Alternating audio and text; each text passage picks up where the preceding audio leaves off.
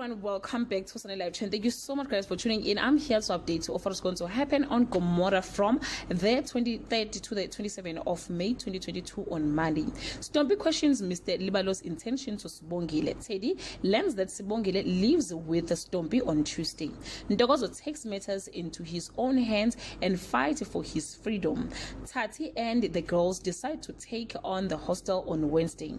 Kokoko has a sinister plan up his sleeve that is bound to make Sondo weep. Tati has another solid plan which turned out not to be solid at all on Thursday. Zodwa sees Sibongile and Mr. Libalo kiss. Zodwa exposes Mr. Libalo in front of everyone on Friday.